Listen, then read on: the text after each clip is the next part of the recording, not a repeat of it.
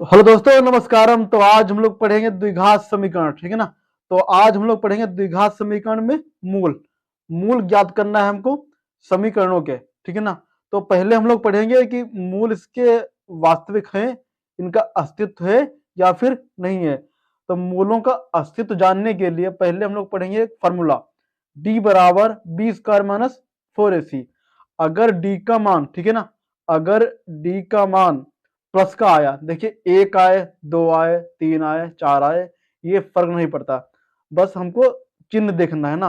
अगर डी बराबर हमारा मान प्लस का आ गया, ठीक है ना, प्लस वैल्यू आ गई, अगर डी बराबर प्लस का मान आ गया तो हमारे मूल संभव होंगे, मूलों का अस्तित्व होगा। पहले बात सुनिए, मूलों का अस्तित्व होगा तो हम लोग मूल ज्ञात करेंगे इनके, ठीक है ना।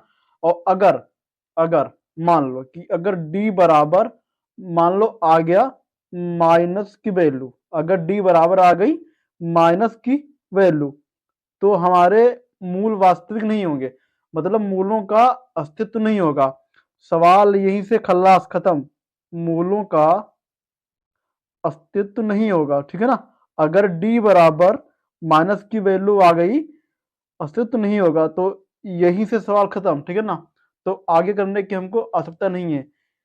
और अगर डी बराबर मान लो आ गया जीरो, ठीक है ना, अगर मान लो डी बराबर आ गया जीरो, तो क्या करेंगे। अगर डी बराबर आ गया मान लो जीरो, तो हमारे हो जाएंगे मूल बराबर, तो मूल बराबर। और देखिए मूल बराबर का जो हमारा फॉर्मूला होता है वो होता है एक्स बराबर माइनस बी अपान टू ए, कामा होता है माइनस बी अपान टू ए, ठीक है ना। तो पहले आपका जो सवाल दिया हुआ है, समीकरण दिया हुआ है, तो पहले हम उसको करते हैं कि इसके मूल वास्तविक हैं या नहीं है, मूलों का अस्तित्व मतलब है या फिर नहीं है। और अगर मूलों का अस्तित्व है तो इन्हें हमें ज्ञात करना है। तो आपका सवाल दिया हुआ है two x square plus x और माइनस का 6 बराबर जीरो। तो बात सुनो, इसकी हम लोग तुलना करेंगे X square A X square plus B X plus C बराबर जीरो से। यहां पर लिखेंगे हम लोग से तुलना करने पर, मतलब कंपेयर करने पर, तुलना करने पर। तो बात सुनो, देखो ए बराबर हमारा क्या हो जाएगा, ए बराबर हो जाएगा दो, ठीक है ना। एक्स स्क्वायर इंटू होगी इसकी तुलना, तो ए बराबर हमारा आएगा दो, एक्स एक्स की होगी तुलना। तो बात सुनो, देखिए अगर कोई संख्या लिखी हुई है ना सिंगल, तो मान लो इसके गुणे में एक होता है, कोई भी संख्या लिखी यहाँ पे एक्स हो, वाई हो, जेड हो, कुछ भी हो, तो एक्स के गुणे में तो कुछ है नहीं, तो हमारा बी बराबर कितना हो जाएगा एक, ठीक है ना। मतलब हमने मान लिया कि एक्स के गुणे में एक होता ही है, कोई भी संख्या लिखी होगी। अच्छा, हमारा सी बराबर क्या हो जाएगा, सी बराबर हमारा हो जाएगा, देखिए माइनस का 6, तो आपका हो गया माइनस का 6। अच्छा, हमने पढ़ा है कि मूल ज्ञात करने के लिए मूलों का अस्तित्व है या फिर नहीं है, तो इसका फॉर्मूला होता है डी बराबर बी स्क्वायर माइनस 4ac। तो डी बराबर, बात सुनो, बी स्क्वायर मतलब एक का स्क्वायर माइनस 4ac, तो ए आपका दिया हुआ है दो और सी आपका दिया हुआ है माइनस का 6, तो क्या हो जाएगा, तो डी बराबर हमारा हो जाएगा एक प्लस, देखिए माइनस इंटू माइनस आपका हो जाएगा प्लस, ठीक है ना, चिन्ह माइनस गुणे माइनस होता है प्लस, चार दूनी आठ और आठ से 48, तो आपका आ गया 48। तो डी बराबर हमारा आ गया एक 48 हो जाएगा 49, ठीक है ना। तो बात सुनिए, हमको संख्या से वास्ता नहीं है, हमें डी बराबर संख्या से कोई वास्ता नहीं है, हमको मतलब है बस यहाँ पे चिन्ह से। तो जहां पे कोई चिन्ह नहीं होता है वहां पे हमारा प्लस होता है, तो यहाँ पे हमारा प्लस है ना, तो यहाँ पे हम लोग लिखेंगे डी बराबर प्लस 49 है ना, ये मतलब प्लस वैल्यू है, प्लस वैल्यू है, अतः यहां पे लिखेंगे हम लोग अतः मूलों का अस्तित्व होगा, अस्तित्व